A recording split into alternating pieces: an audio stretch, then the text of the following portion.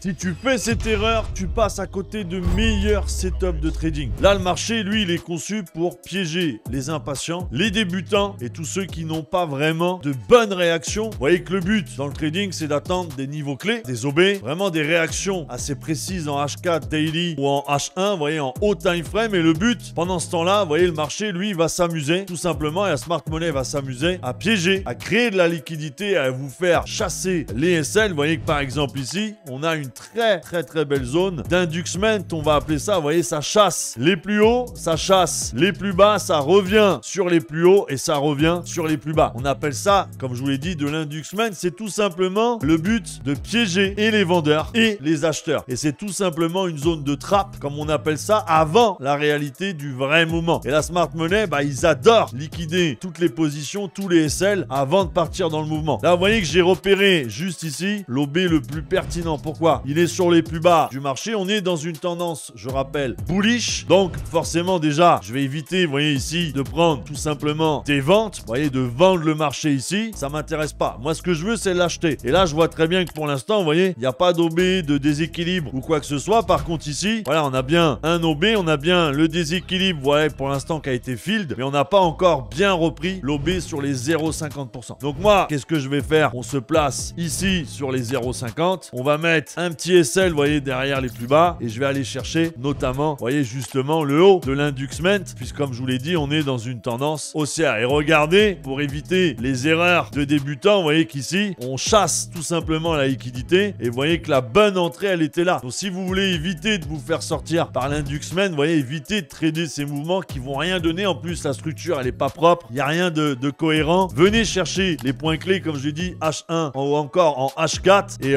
attendez bien le nettoyage des stops pour que la smart money se replace, et on se replace évidemment dans le mouvement bullish. C'est vraiment une entrée en confiance. Arrêtez de prendre des faux signaux. L'induxement, profitez-en quand vous le comprenez.